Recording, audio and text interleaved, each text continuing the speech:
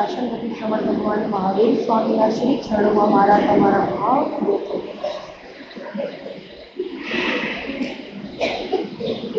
આપણા સૌના ઉપકારી ગુરુ ભગવાન એવં ગુરુ મૈયાના શ્રી ચરણોમાં મારા તમારા ભાવ કેમ છો બધા? સાચામાં સાચા છે. આમ તો કે ને કે મદદરીને અડધે સુધી પહોંચી ગયા છે. હવે કેટલું 9 દિવસ એટલે આજે 5મો દિવસ. 4 ગયા ને 4 રહ્યા. ક્યાં દિવસો પસાર થઈ જાય છે ને ખબર નથી, ક્યાં વર્ષો વીતી જાય છે ને ખબર પડે છે.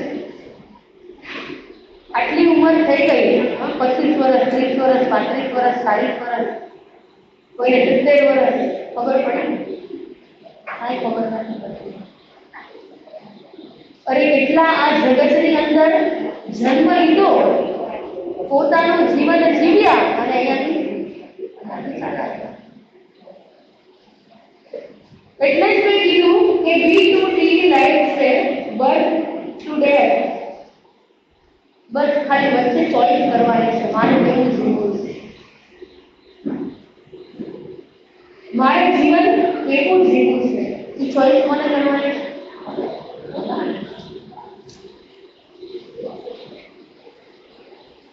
સ્વર્ગની વાતો આપણે સારું છે.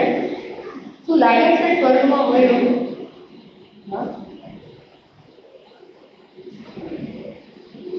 કોઈ પૂછે કે મોક્ષ કેવો હોય, સિદ્ધસિદ્ધાંત ત્યાં શું હોય? એ મોક્ષની અંદર કેવી સિચ્યુએશન હશે? આપણે કાલ્પનિક વાતો કરીએ તો ભાઈ મોક્ષમાં સુખ છે, મોક્ષમાં આનંદ છે, મોક્ષમાં અનંતનું જ્ઞાન છે. પણ એ મળે ને ત્યારે રિયલ એનો અનુભવ. કોઈ નાનું બાળક હોય હર્ષદભાઈ અને પૂછે કે ગોળ કેવો? તો તમે કહેશો કે ગોળ ગળ્યો. તો કે કેવો ગળ્યો? તો કે આમ સાકર જેવો ગળ્યો. તો કે આમ સાકર જેવો એટલે કેવો? તો એકદમ મીઠો છે. પછી તમે એને કહેશો કે ભાઈ તું ખાય જ ને, એક વાર અનુભવ કરે. એ શેરડી જેવો છે, ગોળ એ મીઠો છે, એ ગળ્યો છે. પણ એની કરતા આપણે કહીએ અને પોતે અનુભવ કરે, એ બંને વચ્ચે કઈ ડિફરન્સ છે? બહુ જ મોટો ડિફરન્સ. એ ગોળ મોઢામાં ખાઈ લીધા પછી એને ખબર પડી જશે, એને અનુભવ થઈ જશે, એના સ્વાદનું એને ઇમ્પોર્ટન્સ સમજાઈ જશે અને પછી બાળક પૂછશે કે ભાઈ ગોળ કેવો છે, ખબર પડી જાય. તો સ્વર્ગ પણ એવું જ છે કે સ્વર્ગ કેવું છે એ ઘરની અંદર સ્વર્ગ ઊભું કરવું એ પોતાના અનુભવની વાત છે. એની વાત છે અનુભવની વાત છે.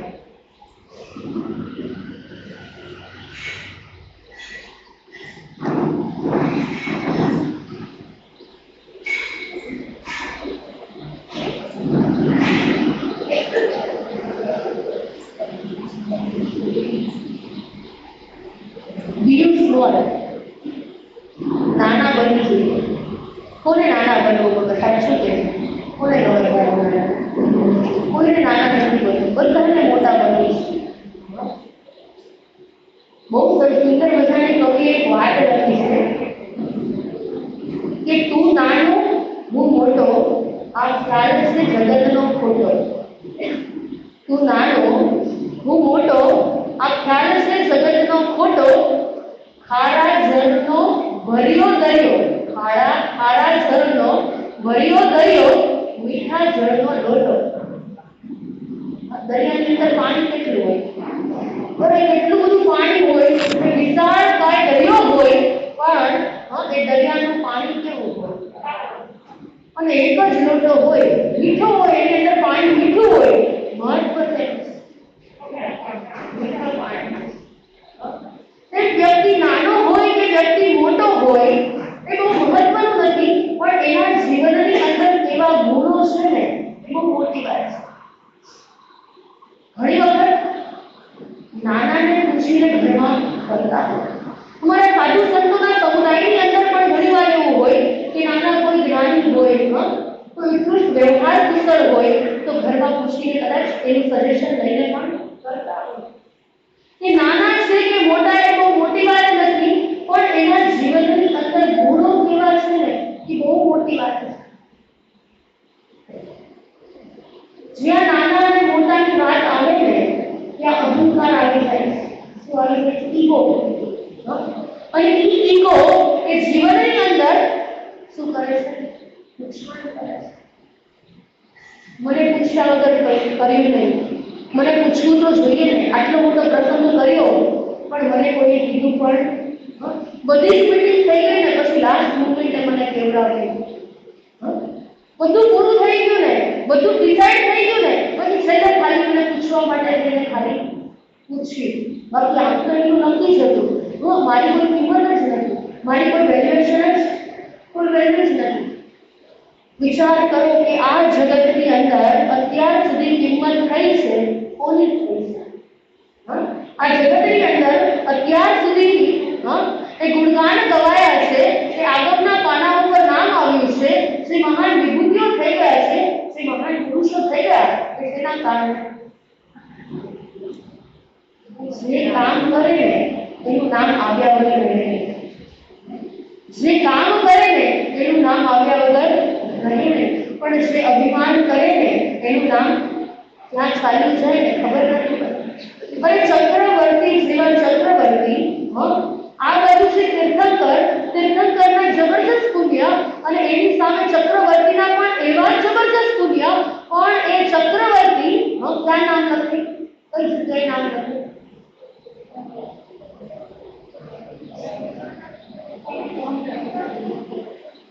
ઋષભકુંડ ઉપર. બરાબર. ઋષભકુંડ ઉપર નામ લખે. એક ચક્રવર્તી જ્યારે નામ લખવા જાય ને ત્યારે આખું બોર્ડ શું હોય? ફૂલ હોય. એને પોતાનું નામ લખવું હોય ને તો એક નામને રબ કરીને, એક નામને છેકી અને પછી પોતાનું નામ લખવું. બોલો, વિચાર કરો. એ ચક્રવર્તી જેવા ચક્રવર્તી જે પાસ્ટમાં થઈ ગયા એનું નામ પણ ભૂસાઈ જાય. વિચાર કરો, આપણા બધાના નામ ક્યાં સુધી રહેવાના છે? 84 સુધી એમ કહેવાય કે 84 સુધી કોનું નામ અમર રહેવાનું છે? તુલભદ્રજી.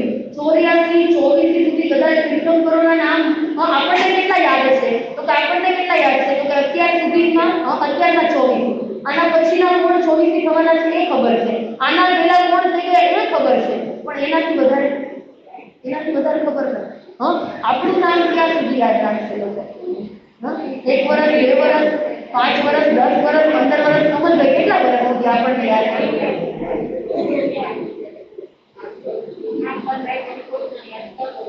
છતાં પણ આપણને આપણા નામનો, આપણા અસ્તિત્વનો કેટલો અહમ છે. એક જગ્યાએ બર્થડેની પાર્ટી હતી. એ પાર્ટીની અંદર 50 મેમ્બર લોકોને બોલાવ્યા હતા અને ત્યાં એક અનાઉન્સમેન્ટ કરવામાં આવ્યું. 2 પ્રકારના સંગીત હોય, એક શાસ્ત્રીય સંગીત અને એક ડીજે સંગીત.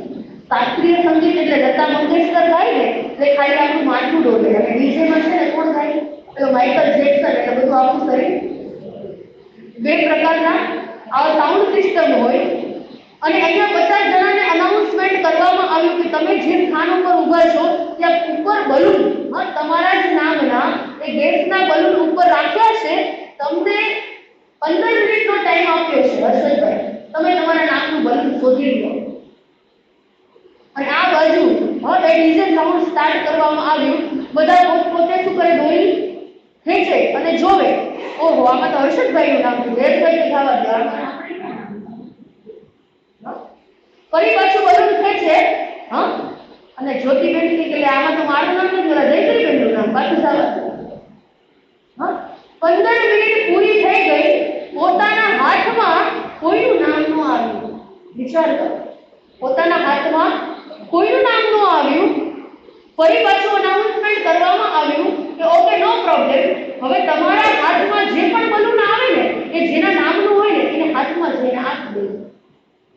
ફરી પાછું એ સાઉન્ડ સિસ્ટમ સ્ટાર્ટ કરવામાં આવી અને ફરી પાછું બલૂન લીધું અને કમલભાઈએ જોયું તો જયેશભાઈ મારો હાથમાં જઈને 5 મિનિટમાં તમે નહીં માનો કે 50 ના હાથમાં બલૂન પહોંચી કેમ? તેના કારણે પોતાના નામવાળું શોધવા ગયા તો મળ્યું નહીં, પણ બીજાના નામનું મળ્યું અને એને એના હાથમાં આપી દીધું તો 5 મિનિટ પણ લાગી નહીં. જ્ઞાની પરમાત્મા એ જ કહે છે કે તમે બીજાને સુખ આપો ને તમને મળી જશે. તમે બીજાને માન આપો ને એટલે ઓટોમેટિક તમને માન મળશે. તમે બીજાને રિસ્પેક્ટ આપશો ને તો તમને શું મળશે? ઘણા કે માસદીજી છોકરાઓ ઘરે સાંભળતા જ નથી. અમારે આ બાજુ શ્રાવકજી નથી સાંભળતા, આ બાજુની કમ્પ્લેન હોય કે આ બાજુવાળા નથી સાંભળતા. કોઈ સાંભળતું નથી આજકાલ. કોઈ કોઈનું સાંભળવા તૈયાર નથી. પણ જ્ઞાની પરમાત્મા કહી રહ્યા છે કે ભાઈ મેં કેટલાનું સાંભળ્યું અત્યાર સુધીમાં, મેં કોનું સાંભળ્યું છે? જો આપણે કોઈનું સાંભળ્યું નથી તો આપણું કોઈ સાંભળશે? આપણે કોઈને રિસ્પેક્ટ કરી નથી તો આપણને રિસ્પેક્ટ મળશે? જેના લાઈફની અંદર નામ કર્મનો ઉદય હોય, યશ કીર્તિ નામ કર્મનો ઉદય હોય ને એને હંમેશા જે કામ કરે ને એને જસ મળે. શું મળે?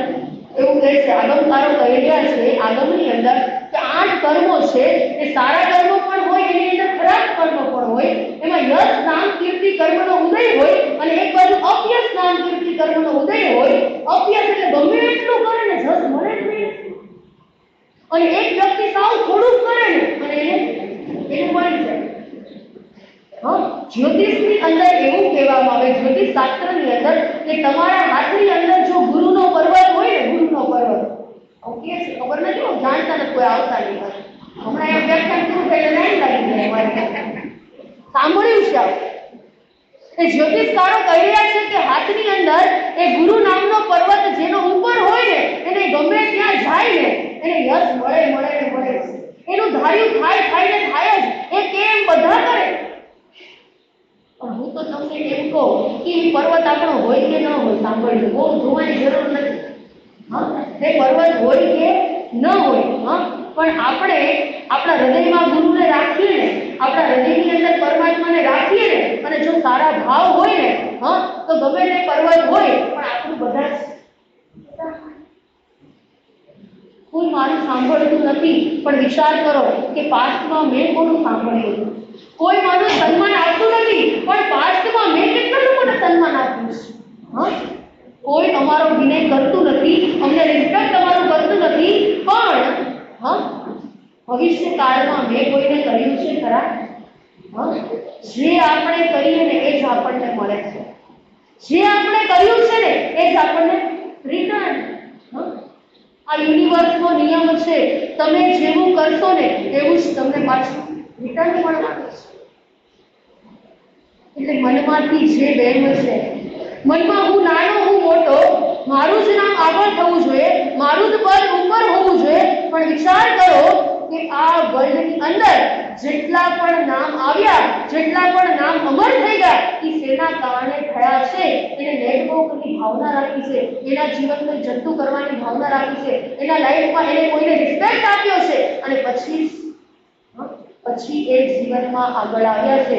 અરે ગૌતમ સ્વામી જેવા ગૌતમ સ્વામી, તે ગણધર જેવા ગણધર, કેટલું જ્ઞાન હતું, કેટલું બધું જ્ઞાન હતું, પણ એ ગૌતમ સ્વામી વિનયની અંદર એનું નામ આવ્યું. એનું કારણ એ જ છે એ ગૌતમ સ્વામીએ ભગવતી સૂત્રની અંદર પરમાત્માને કેટલા પ્રશ્નો પૂછ્યા. કેવા પ્રશ્ન ખબર છે તમને? એક હશે તો આ તો અમને ખબર પડે, આવા પ્રશ્ન ભગવાનને કરે પણ છતાં પણ કેટલા નાના નાના પ્રશ્નો કર્યા કે ભગવાન આ જીવ હોય કે ન હોય, આ 8 કર્મ હોય કે ન હોય, આવા નાના નાના પ્રશ્ન પૂછ્યા. એનું કારણ માત્ર એક જ, એ પરમાત્માનો સ્ટેન્ડ લગાડ્યો કે મારા ભગવાને કીધું છે, હું નથી કહેતો.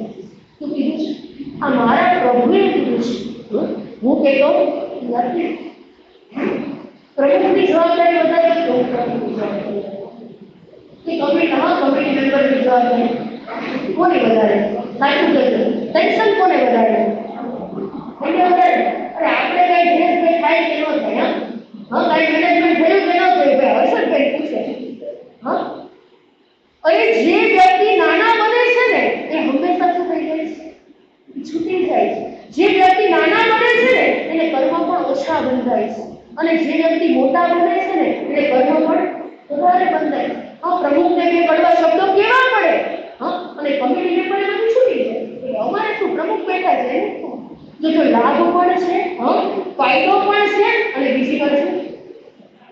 આપણું થિંકિંગ કે હું આ કહું છું, હું આ જે કરું છું એ તેના માટે કરું છું, હું શ્રી સંઘ માટે થઈને કરું છું, હું શાસન માટે થઈને કરું છું, હું સાધુ સંતોની બરાબર માટે કરું છું.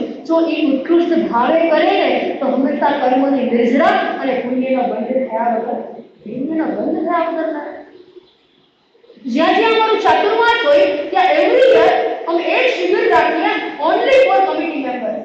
અમે કહીએ કે તમને જે આ કમિટી મેમ્બર બનવાનો જે ચાન્સ મળ્યો છે ને, સાંભળજો, તમને એક ચાન્સ તીર્થંકર નામ ગોત્ર ઉપાર્જન કરવા માટે આ પદ મળ્યું છે.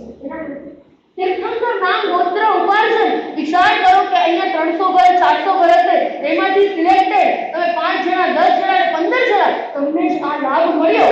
ઇટ મીન્સ તમારા જબરજસ્ત પુણ્યનો ઉદય છે. જબરજસ્ત પુણ્યનો ઉદય. જ્યારે પુણ્યનો ઉદય હોય ને ત્યારે શાસનના કામ કરવાનું, ત્યારે કામ કરવાનું મન થાય, અને મન થયા પછી પણ એ લાભ મળવો ને એ બહુ મોટી વાત છે. એ બહુ જ મોટી વાત છે. એ મન તો ઘણા બધાને થાય કે મારે સેવા કરવી છે, મારે આમ કરવું છે, મારે આંબિલ કરવી છે, મારે આંબિલને આરાધકોને પીરસવું છે. પણ જો એવા ક્યારેક અંતરાય કર્મનો ઉદય હોય ને, ભાવ થાય પણ કરી ન શકે. ઘણા કે આંબિલ કરવું છે પણ શારીરિક અનુકૂળતા નથી, આંબિલ કરવું છે માતાજીની પણ ઘરની સિચ્યુએશન નથી. આજે આંબિલ કર્યું પણ કાલે સવારે ઉઠીને ઘરની અંદર 8 ફેમિલી મેમ્બર છે, એના બધા કામ તો કરવાના નથી. આજે પદ છે નમો લોએ તવ સાંભળો. વિચાર કરો કે આ જગતની અંદર આ લોકમાં બિરાજતા જેટલા પણ સાધુ સંતો છે એમણે આપણા ઉપર કેટલો ઉપકાર કર્યો છે. વિચાર કરો કે આજે તીર્થંકર પરમાત્માની હાજરી છે. કોઈ તીર્થંકર પરમાત્મા નથી આપણી પાસે, કોઈ ગણધર ભગવાન છે, અરે કોઈ ગણધર ભગવાન પણ આપણી સમાજ નથી, કોઈ સુધર્મ સ્વામી નથી, જંબુ સ્વામી નથી, કોઈ એવડી નથી આ કાળની અંદર, કોઈ મનોપ્રેરણાઈ નથી. પણ એની જગ્યાએ ભગવાને જે વસ્તુ આપી છે ને એના એજન્ટ બની અને અત્યારે આ વર્લ્ડની અંદર પગપાળા ચાલી એક ગામ બહાર કરતા સાધુ સંતોનું યોગદાન આ સમાજ ઉપર કેટલું છે.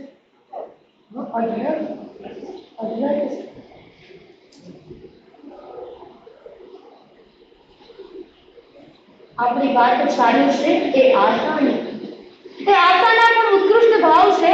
મારે આંબેલની આરાધના કરવી છે અને આ બાજુ એ આશાની માતાએ શું બનાવ્યું છે? માત્ર એક જ પદાર્થ, એક જ વસ્તુ, એ ઢોકળું બનાવી આ બાજુ એની માતા સંતાનને ધર્મસ્થાનકની અંદર જાય છે, 3 સામાયિક કરે છે, જીનવાણીનું શ્રવણ કરે છે અને આ બાજુ આશાબેન ભાવના ભાવીને આવ્યા હોય છે કે ગુરુડી ભગવાન મારે આંબેલ છે, મને પણ લાભ આપજો. જો એક સુપાત્ર દાનનો લાભ જ્ઞાની પરમાત્મા કર્યા છે કે સુપાત્ર દાન એ શું કરાવે છે? એ સુપાત્ર દાન તમારા કેટલાય અંતરાય કર્મો દૂર કરી અને તમને શું અપાવે છે? તીર્થંકર નામ ગોત્ર ઉપાર્જન કરાવે છે. આ બાજુ સાધુજી ભગવાન પધારે છે એ અડધી થાળીનું ઢોકળું કોને મોરાવી દીધું છે? સાધુજી ભગવાન જ્ઞાની પરમાત્મા કર્યા છે કે ઉત્કૃષ્ટ ભાવે દીધેલું દાન જીવાત્માના કેટલાય કર્મોની નિર્જરા કરાવી દે છે. આ બાજુ આશાબેને પણ ઉત્કૃષ્ટ ભાવે દાન આપ્યું, પણ ઘણી વખત એવું હોય છે કે આજુબાજુવાળાની ઈર્ષા પણ જો તમે દાન કરો ને, તમારા ભાવ હોય પણ બાજુવાળા શું કે ભાઈ રહેવા દે ને, શાંતિ રાખો ને, આવું તો દર વર્ષે આવે, આવું તો કેટલી વાર આવે. જો જીવાત્મા અંતરાય કર્મ પણ એ દાન કરતા અટકાવે એને ત્યારે લક્ષ્મી પ્રાપ્ત થતી નથી.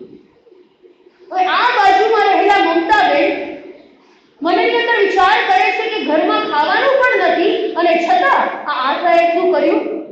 મોરાવી દીધું, એ સાધુને મોરાવી દીધું. હવે આ બાજુ જેવી સામાયિક પરિપૂર્ણ થઈ અને ક્ષમતાબેન જ્યાં ઘરે આવે છે ત્યાં રસ્તામાં જ મમતાબેન એને ઊભા રાખી દે. તમે અહીંયાથી ઘરે જાઓ એટલે કેટલા હોલ્ડ થાય તમારા બહેનોને? અહીંયાથી ગયા પછી તો અહીંયા બેઠા હોય, એક ફ્રેન્ડ મળે, પછી અહીંયાથી બહાર જાય બીજા મળે, પહોંચતા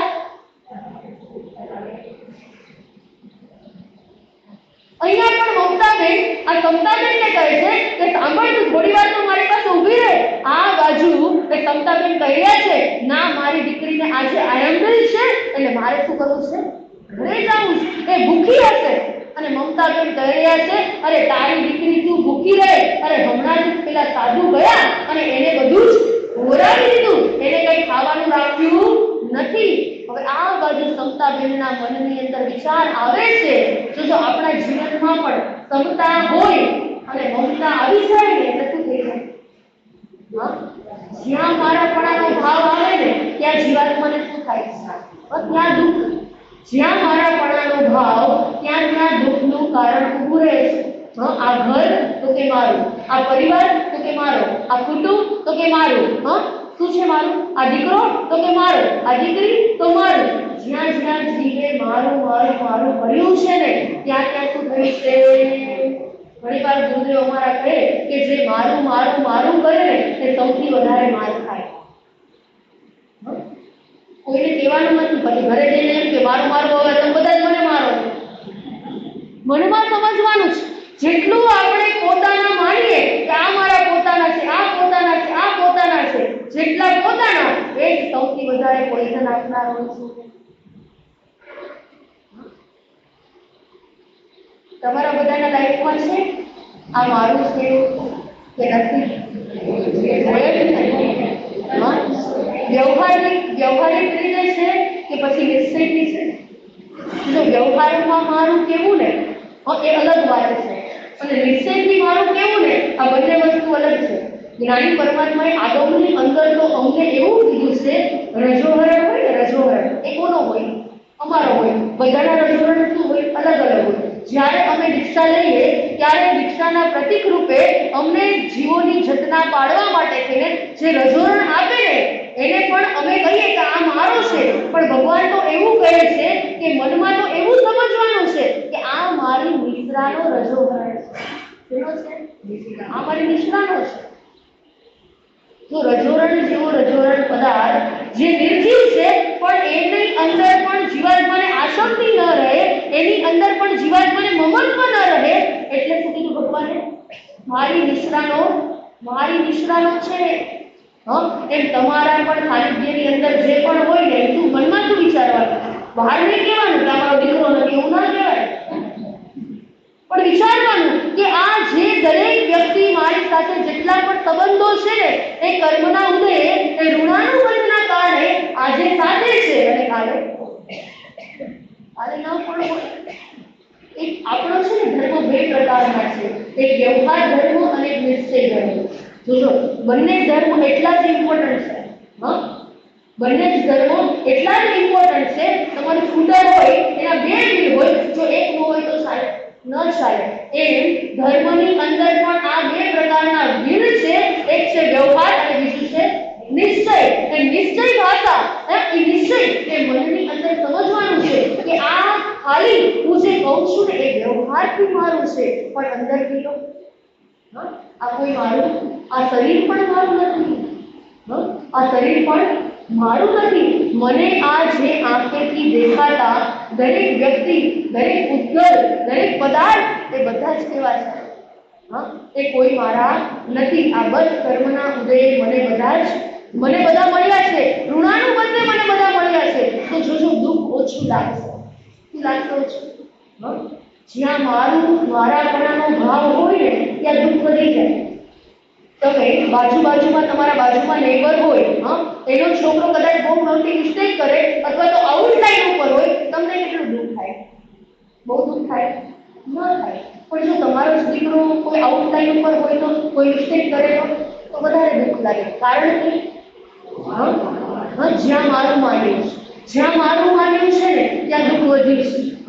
જ્યાં મારું માન્યું છે ને ત્યાં દુઃખ વધ્યું છે, અને જ્યાં કર્મના ઉદયનું માન્યું છે ને ત્યાં જીવાત્માનો સંભાવ ટકી રહે. હવે આ બાજુ સમતાબેનના જીવનની અંદર એક મમતા આવી અને હવે શું થાય છે એ આપણે જોવાનું. હવે મનની અંદર એટલો બધો ક્રોધ, એટલો બધો કસાય, એટલો બધો આવેગ આવે છે કે હમણાં ઘરે જઈ અને હું મારી દીકરીને મારું. શું કરું? મારું. આ બાજુ સમતાબેન ઘરે જાય છે અને ઘરે ગયા પછી આ બાજુ દીકરી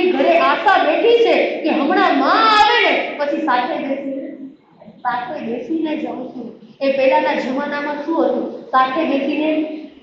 અને આજે એક સવારે 8 વાગે બ્રેકફાસ્ટ કરે, એક 9 વાગે કરે, 10 વાગે કરે, પછી નાનો ટાબરિયો ઉઠે 11 વાગે કરે, અને ક્યારેક અમે ગોઠવીએ છીએ તો 12 વાગે કરતા હોય નાસ્તો. બોલો, અમને વિચાર આવે કે પછી કે માથેથી દૂધ લઉં. મેં કીધું બેન 12 વાગ્યા, દૂધ અત્યારે ન હોય, ખાખરા લઉં. પછી કેવું પડે ભાઈ, ખાખરા નહીં અત્યારે હવે બપોરની ગોઠવી કેવું પડે કે એ પેલા એટલો પ્રેમ હતો, એટલી લાગણી હતી. અમે નવા મુંબઈની અંદર આવ્યા, હર્ષદભાઈ ભાટકુપરમાં ગયા અજાણ્યા, અને કોઈ બીજા સંપ્રદાયના માસતી જ હતા. અને મેં કીધું કે માસતી કોઈ એવું ઘર બતાવો કે જે મોટું ઘર હોય. અને આજે તમે વિહાર કરીને આવ્યા છીએ, એક બે ઘરે જઈ અને અમને ગોઠવી મળી જાય. માસતી કે ચાલો હું તમને બતાવવા આવું ઘર. અને માસતી 1 માળ 2 માળ 3 માળ 4 માળ ચડ્યા, અને બાર 16 જોડ, એટલે 16 પેર ચંપલની પડી હતી. અને લાગે શું કે આ તો મોટો પરિવાર છે. તરત અમલભાઈ ખખડાવ્યું ને ખોલ્યું, દરવાજો ખોલ્યો. અને દરવાજો ખોલ્યા પછી બેનને પૂછ્યું, સુસ્તા છો? તો કે હા. કઈ લેવાયું છે? તો કે છે તો ખરા, દૂધ પાણી કે ફ્રીજમાં છે માથે. મેં કીધું કાંઈ વાંધો નહીં, દૂધ ફ્રીજમાં છે, દહીં લેવાયું મને એ ફ્રીજમાં છે. મેં કીધું બેન ગોળ લઈ લો, ચાલો એને પાછા જોઉં એની કરતા ગોળ ને. મને કે ગોળ એ ફ્રીજમાં પડ્યો. મેં કીધું બેન સારું થયું તમે જેવા બહાર ગયા, સારું કર્યું. પછી મેં પૂછ્યું કે બેન બહાર આટલા બધા જોડી ચંપલ પડ્યા છે, આમ ઘરના પરિવારના મેમ્બર કેટલા? મને લાગે છે કે આટલા 16 પેર હોય એટલે 10-12 જણા તો હોવા જોઈએ ઘરમાં. મને કે ના 4 જ જણા છીએ, અને 4 ના 4 જોડી છે ચંપલ. મને 4 જોડી ચંપલ એક જણાના. મને કે હા ઘરના જુદા. શું કે ઘરના જુદા, ઓફિસના જુદા. પછી કોઈ પણ ફંક્શન હોય ના ફંક્શનના જુદા, ને ઉપરથીના જુદા. મને બોલો, ઘણી વાર એવું થાય કે તન ટેમ્પલમાં હોય અને મન ક્યાં હોય? ચંપલમાં હોય. બેઠા હોય અહીંયા પણ હોય ક્યાં? એ પહેલાના જમાનાની અંદર એક સાથે પરિવાર ભેગો બેસી અને જમતા હતા. અને આજે તો કોઈ સાથે નહીં.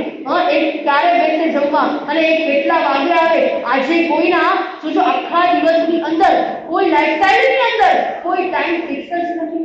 પેલા 12 વાગે 1 વાગે ને એટલે બપોરના ભોજન લઈ લેતા હતા. આજે 3 વાગે 4 વાગે પછી કે માતાજીજી ગેસનો પ્રોબ્લેમ છે, એસિડિટીનો પ્રોબ્લેમ છે, માઇગ્રેનનો પ્રોબ્લેમ છે, આ પ્રોબ્લેમ છે. પછી પ્રોબ્લેમ નો થાય શું થાય? કોઈ ટાઈમ જ નથી જીવનનો. વિચાર કરો કે એક બાજુ ક્રિએટ છે અને એક બાજુ મનુષ્ય છે. આ બંનેની લાઈફમાં કઈ ફેર હોવો જોઈએ કે ન હોવો જોઈએ? આ પેલા ક્રિએટ ગમે ત્યારે ઉઠે, એ કૂતરું, એ ગાય ગમે ત્યારે ઉઠે, બહાર જાય, જે મળે અને એ ખાઈ લે. એમ આપણી લાઈફ પણ આ ફીલ થઈ ગઈ છે. ગમે ત્યારે ઉઠવાનું, ગમે ત્યારે સૂવાનું, ગમે ત્યારે જમવાનું, મન ફાવે તેમ વિચાર કરો. કેવી લાઈફસ્ટાઈલ છે. ધીરે ચેન્જીસ કરવાના પ્રયત્ન કરો. ઘરની અંદર થોડા નિયમો બનાવો. સુખી થવા માટે, સારું જીવવા માટે, સારી લાઈફસ્ટાઈલ માટે થોડી ઘરમાં આરાધના કરો. અમે એમ નથી કહેતા કે તમે 3 સામાયિક કરો, અમે એમ નથી કહેતા તમે આઈપીએલ કરો, અમે એમ નથી કહેતા પ્રતિક્રમણ કરો, પણ એટલીસ્ટ ઘરે બેસીને 5 નવકાર મંત્ર તો ભણો. કોઈને ટાઈમ જ નથી. માત્ર નો ટાઈમ. સમય જ નથી. શું કેવું, સમય નથી. અહીંયા માતાને એટલો બધો કસાય, દીકરીને કહે છે કે સાધ્વીજી ભગવાન આવ્યા અને તે મોરાવી દીધું. બસ ગમે તેમ થાય, હવે તું ફરી કે સાધ્વી ભગવાન પાસે જા અને ઢોકળું પાછું લઈ આવ. એક વખત દાન દીધા પછી ત્યારે પાછું લેવાય? સાધુ સંતોના પાત્રામાં એક વખત તમે વસ્તુ હોરાવી દીધી, પછી હોરાવ્યા પછી તમે કહો કે લાવો મને પાછી આપી દો, મળે ત્યારે? આ આશા માતાને સમજાવે છે, અરે માં તું સમજતો ખરા, આપણા પુણ્યના ઉદયે સાધ્વીજી ભગવંતના પગલા થયા અને મને મેં ઉત્કૃષ્ટ ભાવે હોરાવ્યું. અરે માં તું વાપરી લે, મારે વાપરવું નથી, મારે જમવું નથી, મારે આંપીલ થઈ ગઈ, મેં હોરાવ્યું ને મને એટલો આનંદ છે કે મારું પેટ ભરાઈ ગયું. આ બાજુ કસાય એટલો બધો છે. હવે સમતાનું ઊંધું કરી નાખો તો શું થઈ જાય? તામસ. એટલો બધો અગ્નિ હવે ઉત્પન્ન થયો છે, એટલો બધો કસાય છે કે ના ગમે તેમ થાય પણ એ સાધ્વીજી ભગવતના પાત્રામાંથી મારે શું જોઈએ? બસ મારે એ જ ઢોકળું જોઈએ છે. આ બાજુ આશાના આંખની અંદર ચોદાર આંસુ છે. અરે માં, તું સમજતો ખરા, એક સાધ્વીજી ભગવતનો ઉત્કૃષ્ટ પુણ્યના ઉદય તું પાત્ર દાનનો લાભ મળ્યો અને માં તારા આવા ભાવ તું વિચાર તો કર. મારે વાપરવું નથી, મારે આંતર થઈ ગઈ. હવે આ માં સમજતી નથી કે દીકરીને કહે છે તો હું તને માર મારીશ, તને ઘરની બહાર કાઢી મૂકીશ, પણ કાંઈ પણ થાય ફરી પાછું આ ઢોકળું તો પાછું લઈ આવ. હવે આશા એકવાર, બે વાર, 3 વાર સમજાવે છે, પણ જ્યારે એવો કસાઈનો અગ્નિ ઉત્પન્ન થયો છે ને કે વ્યક્તિ સાંભળવા માટે તૈયાર નથી. હવે આ કસાઈ એ માતાના જીવનની અંદર આગળ જતા જતા કેવા પરિણામો લાવશે અને આશાના જીવનની અંદર જે ધર્મનો ઉત્કૃષ્ટ ભાવ છે, જે શ્રદ્ધા છે, એને ક્યાં સુધી લઈ જશે એ બધા જ ભાવો આપણે સાંભળશું. જેટલા અંશે આપણા હૃદયની અંદર અવધારીશું એટલા અંશે મારો અને તમારો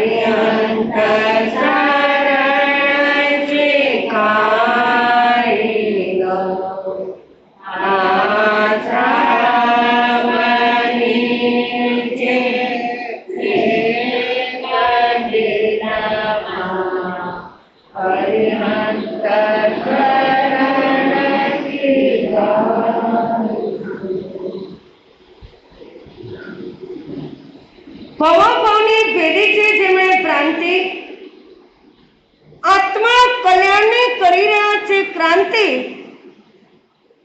જેમણે પોતાના જીવનની અંદર મેળવી લીધી છે સાચી શાંતિ, એવા ચરમ અને પરમ તીર્થંકર ભગવાન મહાવીર સ્વામીના ચરણ કમળમાં ભાવપૂર્વક આ સારા જગતની અંદર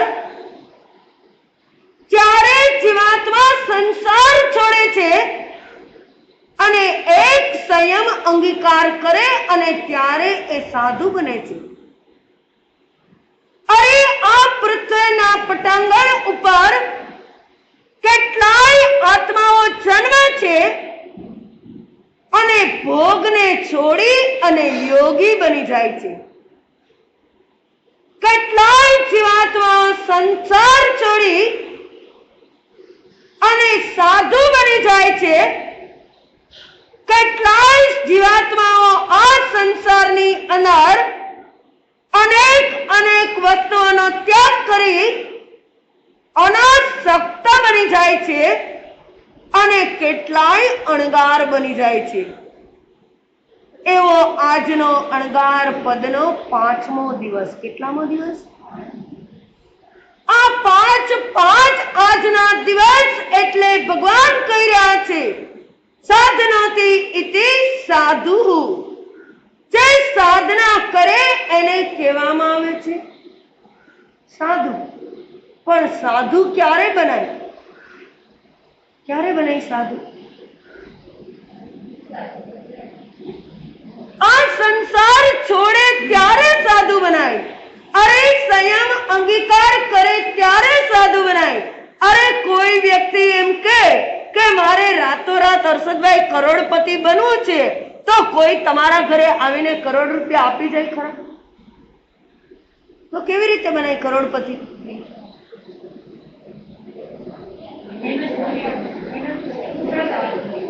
આ કરોડપતિ બનવા માટે પણ મહેનત કરવી પડે, કરોડપતિ બનવા માટે પણ પુરુષાર્થ કરવો પડે, કરોડપતિ બનવા માટે પણ જેમત ઉઠાવવી પડે, પણ તમારે મહેનત કરવી નથી, પુરુષાર્થ કરવા નથી, જહેમત ઉઠાવી નથી અને રાતોરાત કરોડપતિ તો બનવું જ છે. બનાય ન બને? અરે કેટલાય એવા હોય કે કરોડપતિ બનવા માટે એ લોટરીની ટિકિટ લે. શું કરે? આ વારંવાર લોટરીની ટિકિટ લીધા કરે અને એના પુણ્યનો ઉદય થાય ને તો એને લોટરી લાગી જાય અને કરોડ રૂપિયા પણ મળી જાય. પણ એમને એમ કોઈ ઘરે એ કરોડ રૂપિયા દેવા ના આવે. એમ જ્ઞાની પરમાત્મા આપણને કહી રહ્યા છે, આપણે મનુષ્ય ભવની અંદરથી આ કેવળ જ્ઞાન રૂપી આપણે આ લોટરી કરોડ રૂપિયાની લગાડવાની છે. શું કરવાનું છે? કેવળ જ્ઞાન રૂપી આ કેવળ જ્ઞાન રૂપી લોટરી લગાડવા માટે આ સૌથી પહેલા નંબરની અંદર આ તમારે શું કરવું પડશે? શું કરવું પડશે? આ સંયમ અંગીકાર કરવો પડશે અને સંયમ રૂપી અંગીકાર કર્યા વિના આ તમને કેવળ જ્ઞાનની લોટરી નહીં લાગે. એટલે સામાયિક ચારિત્ર લેવું પડશે અને જે જીવાત્મા સામાયિક ચારિત્ર અંગીકાર કરે એ જીવાત્મા ધીરે ધીરે ધીરે કરતા યથાખ્યાત ચારિત્ર સુધી પહોંચી અને આ જીવાત્મા એ કહેવાય કે સર્વજ્ઞ બની શકે છે અને સર્વજ્ઞ બને એ જ જીવાત્મા સિદ્ધ પદની પ્રાપ્તિ કરી શકે. એટલા માટે આજનો 5મો દિવસ પણ આપણે કહીએ કે આ 5 પદની અંદર આપણે જો અર્યંત સિદ્ધ આચાર્ય કે ઉપાધ્યાય કોઈ પણ પદની પ્રાપ્તિ કરવી હોય તો સાધુ બન્યા વિના એક પણ પદની પ્રાપ્તિ નહીં થાય. એટલે સાધુ પદની તમારે ટિકિટ લેવી પડશે અને સાધુ પદની ટિકિટ લેશો તો તમને ઉપરની એક ડિગ્રી તમને મળી શકશે. પણ તમે કહો અમારે સાધુ નથી બનવું અને સિદ્ધ પદને પામવું છે તો મળે ખરી? તો સિદ્ધ પદની પ્રાપ્તિ ન થાય. એટલે પહેલા નંબરની અંદર એડમિશન તમારે સર્વવૃત્તિનું લેવું પડશે અને સર્વવૃત્તિ લીધા પછી આ તમને ઉપરના બધા જ પદની તમને પ્રાપ્તિ થઈ શકે કે ન થઈ શકે? એવું આજનું 5મું પદ. આજે માસતી હમણાં કીધું આપણે ક્યાં પહોંચી ગયા છીએ? મધ્યમાં પહોંચી ગયા છીએ. ક્યાં પહોંચી ગયા છીએ? અરે મધ્યનું પણ મહત્વ તો સમજો તમે કે મધ્યની અંદર કેટલું મહત્વ છે કે આપણે કહીએ કે આ 3 લોકની અંદર મધ્ય લોકનું વધારે મહત્વ છે. શેનું મહત્વ છે? અરે આપણે 3 અવસ્થાની અંદર યુવા અવસ્થાનું વધારે મહત્વ છે. આપણા શરીરના અંદર પણ આપણે મધ્યના નાભીના ભાગનું મહત્વ વધારે છે. કારણ કે ત્યાં જ 8 રૂચક પ્રદેશ આવેલા છે. એટલું જ નહીં, આ સમુદ્રની અંદર પણ મધ્યની અંદર રહેલા સમુદ્રનું મહત્વ વધારે. કારણ કે ત્યાંથી જ તમને રત્નો મળી શકશે. એટલે મધ્યનું મહત્વ એટલા માટે અરે 3 ટંકના ભોજનની અંદર પણ આ બપોરના ભોજનનું મહત્વ વધારે છે. આ રાત્રિના 3 વખતની અંદર મધ્યરાત્રિનું મહત્વ વધારે. કારણ કે કોઈ પણ તીર્થંકર પરમાત્મા હોય, કોઈ પણ મહાપુરુષ હોય, એમનો જન્મ ક્યારે થાય? મધ્યરાત્રિએ, એટલે મધ્યનું મહત્વ વધારે.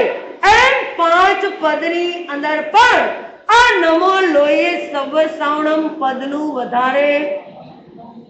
હું તો એમ કહું કે 5 પદની અંદર આપણે કહીએ કે 2 દેવ, 3 ગુરુ અને 4 પ્રકારનો ધર્મ.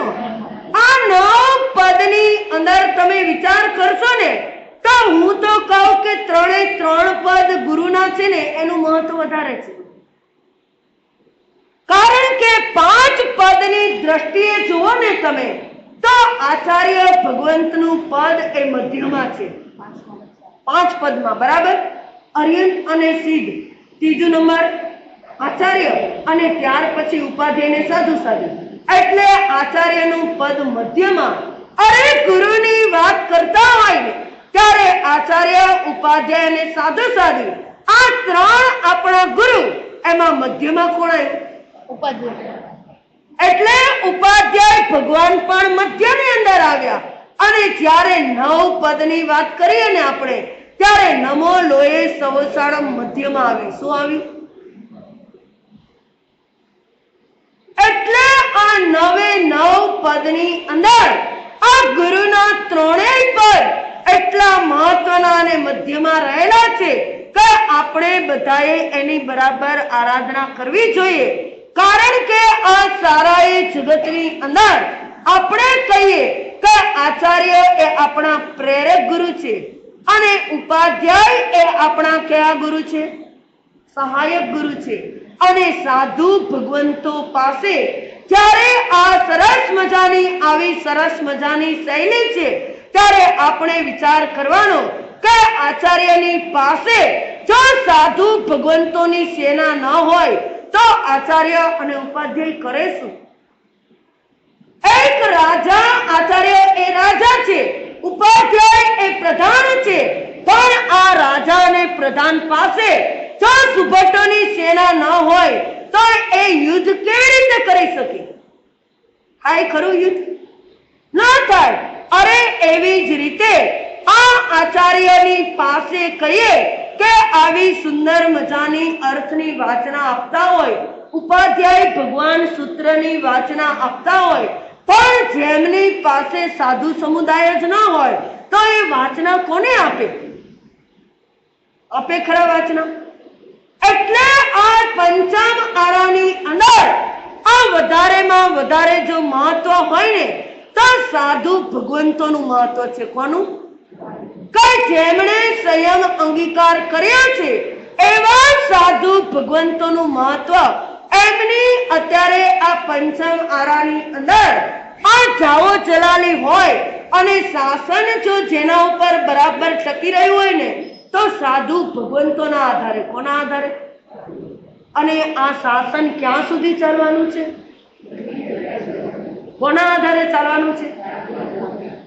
સાધુ સાધ્વી ભગવંતના આધારે જ આ શાસનની જાઓ જલાલી અને આ શાસન ચાલવાનું છે. તો હું તમને પૂછું કે સાધુ કહેવાય કોને? કોને કહેવાય? પંચમહાવ્રતનું પાલન કરે એને સાધુ કહેવાય. 27 ગુણો એને સાધુ કહેવાય.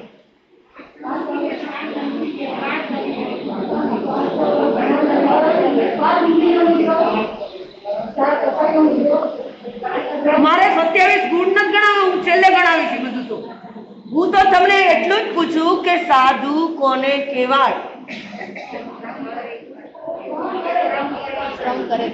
બરાબર. આ પરમાત્મા કહી રહ્યા છે સાધુ કોને કહેવાય? તો કે સહન કરે એનું નામ સાધુ, અરે શ્રામ કરે એનું નામ સાધુ, અને જે જગતના અનેક જીવોને સહાયરૂપ બને ને એને કહેવામાં આવે છે સાધુ. કારણ કે સાધુ એ અનેક પ્રકારના ઉપસર્ગ અને પરિસોને આ સહન કરી અને એમની સાધનાની અંદર રખતા રહે એટલા માટે ભગવાને આ બધાને સાધુ કીધા. એક વખતનો પ્રસંગ, રામકૃષ્ણ પરમહંસની પાસે એક વ્યક્તિ આવ્યો અને એને કહી રહ્યા છે રામકૃષ્ણને કે સાધુ કોને કહેવાય?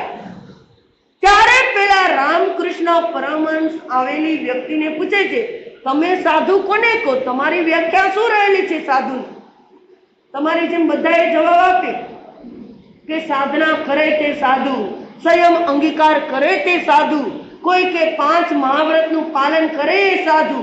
પણ પરમહંસને જવાબ બરાબર પ્રોપર ન મળ્યો. અને ત્યારે આ વ્યક્તિ આવેલી હતી, એ વ્યક્તિ કહે છે કે સાધુ કોને કહેવાય? તો કે સાધુ એને કહેવાય કે જે ભિક્ષાચર્યા માટે જતા હોય અને જે કાંઈ મળે ને એ વાપરે એને કહેવાય સાધુ. હજી પ્રોપર વ્યાખ્યા નથી કે શું કીધું પરમહંસે? હજી કાંઈક ફેરફાર છે એમાં. ત્યારે કહે કે સાધુ કોને કહેવાય? ત્યારે પરમહંસજી એટલું જ કહે કે આ તમારા ઘરેથી જે ગોચરી મળે ને એ વાપરે, પણ જેટલા હોય એનો સંવિભાગ કરીને ખાય ને એને કહેવામાં આવે સાધુ. શું કરે? સાધુ ગમે ત્યારે ગમે તેના ઘરે ગોચરી જાય હર્ષદભાઈ, અને તમારા ઘરે કદાચ આવ્યા અને તમે એક પેંડો વરાયો ને, અમે એમ થાય કે ચાલો આ પેંડો આવ્યો છે તો ફટાફટ મને બહુ ભાવે છે તો હું ખાઈ લેવાય. અને ખાવું હોય તોય શું કરવું પડે? આ સૌથી વડીલ મહાસતી હોય એમની આજ્ઞા લેવી પડે કે મારે તો સાધુ બન્યા પછી જે કાંઈ આહાર ગોચરીની અંદર આવે એ આહારનો સંવિભાગ કર્યા પછી મારે ખાવાનું છે. પણ મહાસતીજી મને આજે પેંડાની ખાવાની બહુ ઈચ્છા થઈ છે તો આ પેંડો હું ખાઈ લઉં. ઘણીવાર અમારા નાના મહાસતીને એવું થાય, એમને ગળું ભાવતું હોય તો અમે ઉત્કૃષ્ટ પેલા જ આપી દઈએ કે નાનાને પેલા દઈ દે, ભાવતી વસ્તુ આવી. પણ છતાંય એમને શું હોય? એમનો વ્યવહાર એવો હોય કે મહાસતીજી પેંડો આવ્યો, ભલે તમે મને આપી દીધો, પણ પેંડો લઈ અને ડીશમાં કે સાહુ અજામી તારીઓ, આમાંથી પણ તમે કંઈક ગ્રહણ કરી અને મને તારો, આવી ઉત્કૃષ્ટ ભાવના. એટલે ભગવાને કહી દીધું દસવેકાલિક સૂત્રની અંદર કે સંવિભાગ કરીને ખાય એનું નામ સાધુ. સાધુ ક્યારે એકલપટ્ટો ન હોય કે એકલું પોતાનું જ પેટ એનો વિચાર કરે કે આ સારું સારું મળ્યું તો હું ખાઈ લઉં, બીજાને જે કરવું હોય. તમારા સંસારની અંદર શું હોય? સાચું કીધું. હાથમાં જે ડબ્બો આવ્યો ને એ અંદરથી ખાઈ લેવાનું. ઘણીવાર અમે ગોચરી જતા હોય અને બેન ઘણીવાર અચાનક બોલી જાય, મહાસતી કાંઈ કેળાની વેફર કે આવું કઈ લેશો, કઈ ફ્રૂટ લેશો, અને પછી બચારા ડબ્બા ખોલતા હોય ને મહાસતી છોકરા ખાઈ ગયા હોય એવું લાગે છે. કારણ કે ભૂખ લાગી હોય રાતના અને બીજું કાંઈ હાથમાં ના આવે એટલે નાસ્તાનો ડબ્બો લઈને બેસી ગયા હોય અને કદાચ ભૂખ લાગી અને એને થઈ ખવાય પણ ગઈ હોય. ત્યારે આ પરમાત્મા કહી રહ્યા છે મારો સાધક આત્મા એ જ કહેવાય કઈ સંવિભાગ કરીને ખાય એનું નામ સાધુ. અને એટલે જ દસવેકાલિકમાં બતાવ્યું આ સંવિભાગી નવું તસ્સ મોક્ષો. જે સંવિભાગ ન કરે ને એનો ક્યારેય મોક્ષ પણ મોક્ષ ન થાય. એટલા માટે રામકૃષ્ણ પરમહંસને આ વ્યાખ્યા આપી અને કીધું કે કદાચ સાધુ ગોચરી માટે નીકળે અને જો એને આહાર મળે તો ઠીક છે, તો એને કાંઈ વાંધો નહીં, બધાને વેચીને ખાય. પણ આહાર ન મળે તો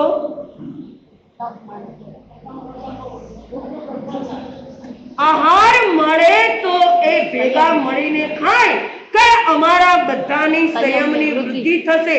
પણ આહાર ન મળે તો અમે એમ માનીએ ભગવાન આપનો આભાર કે અમને તપ કરવાનો અવસર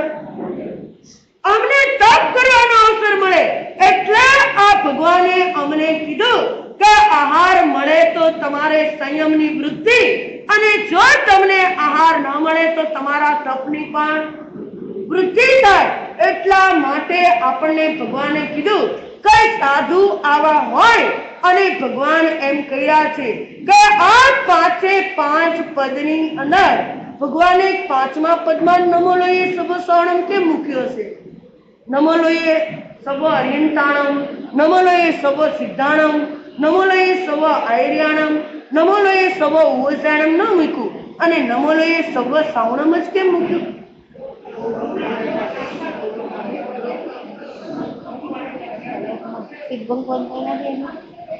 અરે લોકને છેડે અડીને શિવ ભગવાન પણ બિરાજમાન છે. આચાર્ય છે ને લોકમાં. લોક કોને કહેવાય? મારે તમને પેલા એ પૂછ્યું છે કે લોક કોને કહેવાય?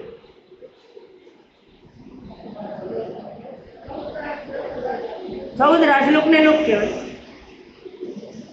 લોકની પ્રોપર વ્યાખ્યા શું?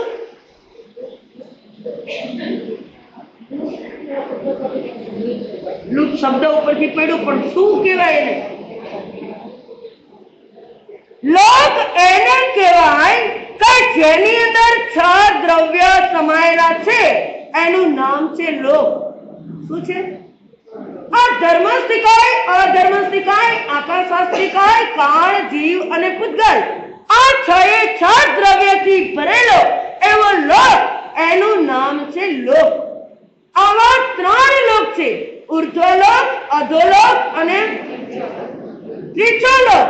એટલે આ નમો લોયે સર્વ સાવણમ એટલા માટે ભગવાને કીધું કે ઉર્ધ્વ લોકની અંદર પણ હોય સાધુ સાધુ. અરે ઉર્ધ્વ લોકની અંદર તો ફક્ત તિર્યંશ અને દેવ હોય, પણ કોઈ પૂર્વના સ્નેહના કારણે, કોઈ પૂર્વના વેરના કારણે આવી અને દેવલોકના દેવો અહીંયાથી સાધુને ઉપાડીને લઈ જાય અને આ મેરુ પર્વત ઉપર જ્યાં ભગવાનના કોઈ જન્મોત્સવ વગેરે ઉજવાતું હોય ત્યાં જઈને મૂકી દે. એ અપેક્ષાએ ઉર્ધ્વ લોકની અંદર પણ આ સાધુ છે. અને આમ કહેવાય કે નીચે સાધુ ખરા અધોલોકમાં, અધોલોકમાં હોય સાધુ. અધોલોકની અંદર પણ આ સલીલાવતી અને વપ્રા નામની 2 વિજય અને એની અંદર વર્તમાન કાળે પણ આ મનપર્ય જ્ઞાની અને કેવળ જ્ઞાની એવા સાધુ ભગવંતો વિચરણ કરી રહ્યા. એટલે અધોલોકની અંદર પણ સાધુ હોય અને આ ત્રીજા લોકની અંદર આ બધે સાધુ સાધુ હોય.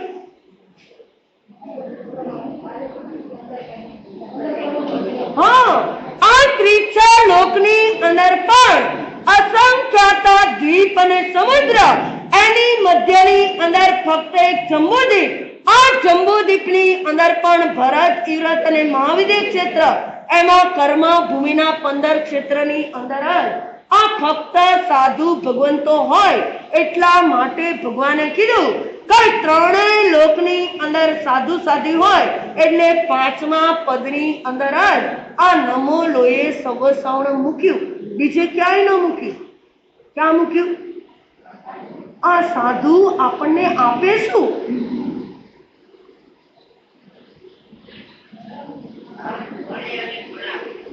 એ તો ઉપાધ્યાય ભગવાન. અરે સાધુ ભગવંતો એમનું જ્ઞાન એ અનેક જગતના લોકોને પીરસે. એટલે કહેવાય કે સાધુ કોને કહેવાય? તો કે સાધુ આપે શું? સાધુ આપણને બધાને આપે છે જ્ઞાન, આપણા આત્માની કરાવે છે પહેચાન, આપણને આપણા અહમને છોડાવી અને બનાવે છે ભગવાન. એનું નામ છે સાધુ. આ સારાએ જગતના જીવોને આગમનું જ્ઞાન આપી અને આ સારાએ જગતના જીવોનું અભિમાન છોડાવી અને આ ભગવાન બનાવવાની પ્રોસેસ આ સાધુ ભગવંતો કરે. એવા સાધુ ભગવંતના કેટલા ગુણ હવે બોલો. હવે બોલો, તમારો વારો આવ્યો. કયા 27?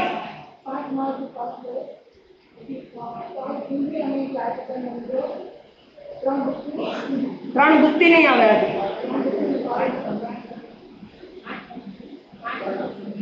5 સમિતિ નહીં આવે. આજે 27 ગુણની અંદર ફક્ત 5 મહાવ્રત, 5 ઇન્દ્રિયોનો નિગ્રહ, 4 કસાઈ ઉપર વિજય ત્રણ પ્રકારના રત્ન જ્ઞાન દર્શન ચારિત્ર, ત્રણ પ્રકારના કહેવાય સમાધારણ્યા, મન સમાધારણ્યા, વચન સમાધારણ્યા, કાય સમાધારણ્યા, ત્રણ પ્રકારના સત્ય, ભાવ સત્ય, કરણ સત્ય અને જોગ સત્ય, ક્ષમા, વૈરાગ્ય અને કષ્ટ સહિષ્ણુતા અને વેદના સહિષ્ણુતા, આ 27 ગુણના ધારક એવા સાધુ ભગવંતો. અને એમનો કલર કયો હોય ભલા?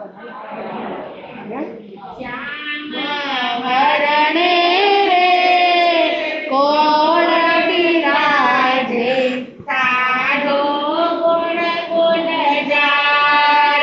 શ્યામ વરણે રે કોણ બિરાજે, સાધુ ગુણ ગુણજાર. 27 ગુણથી રે સોરે છે જે મહાવ્રત પાલનહાર. 27 ગુણથી રે સોરે છે જે મહાવ્રત પાલનહાર. તારજો તારજો રે ભૂલા પડેલા ને, તારજો રે કીર્તાર. તારજો રે ભૂલા પડેલા ને, તારજો રે કીર્તાર. ઘોર અંધારા રે તારે તો નવકાર મંત્ર મહાન. ઘોર અંધારા રે તારે તો નવકાર મંત્ર મહાન. શું કીધું? આવા સાધુ ભગવંતનો વર્ણ એ કાળો રહેલો છે. કારણ કે કાળો વર્ણ, પણ આપણે સાધુનું ધ્યાન ક્યાં કરવાનું? પહેલા નંબરની અંદર કે આપણા નાભી કમળ ઉપર આપણે ધ્યાન કરવાનું. અને એવા સાધુ ભગવંતનો કાળો વર્ણ એટલે કહેવાય કે જેમ આકાશની અંદર પાણીથી ભરેલા વાદળા હંમેશા કેવા હોય? કાળા હોય. અરે આ જ્યાં આપણો પાક મબલક થતો હોય એ પૃથ્વી પરની જમીન પણ કેવી હોય? એટલે સાધુ ભગવંતો હંમેશા ફળદ્રુપ જમીન જેવા હોય. કેવા હોય? આ ફળદ્રુપ જમીન જેવા. જ્યારે આપણા શરીરની અંદરથી આ કાળો રંગ ઓછો થઈ જાય ને, ત્યારે આપણી પ્રતિકાર શક્તિ ઘટી જાય. શું થાય? એટલે રોગ પ્રતિકારક શક્તિ વધારવા માટે આ કાળો રંગ આપણને સાધુ ભગવંતો માટે બતાવ્યો. કારણ કે સાધુ ભગવંતો જ્ઞાનથી એટલા ફળદ્રુપ હોય કે એમની પાસે અગાધ સ્વાધ્યાય અને જ્ઞાનનું પાણી હોય, અને એમાંથી અનેક જીવોને એમના પાણી પાય. અને આ કાળો કલર એ આપણા મગજને સલામત રાખવા માટે આ આપણા વાળનો કલર પણ કાળો છે. કે જે અમારા સ્ત્રીઓની શોભા પણ કાળી, પણ બધાને બધું જ કામ ધોળું ગમે, પણ એક વસ્તુ ધોળી ન ગમે. માથાના વાળ ધોળા ગમે? તમને રૂપના અંબાર જેવું શરીર હોય ને તો ગમે, પણ તમને માથાના વાળ જો ધોળા થઈ જાય તો ડાઈ કરાવી લો. કેમ? એટલે આ મગજની સલામતી માટે આ કાળો રંગ આપણને બતાવ્યો. અને જ્યારે બાળક નાના હોય ને ત્યારે એને નજર ન લાગે ત્યારે કાળા ટપકા તમે કરો, એ કાળો વર્ણ સાધુ ભગવંતોનો.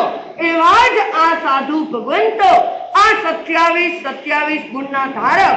આજે આપણે 27 વંદના, 27 લોગસનો કાવતર અને નમો લોએ સવસાનની 20 માળા ગણી આપણા જીવનની અંદર આવું સાધુપણું ક્યારે અમને પ્રાપ્ત થાય?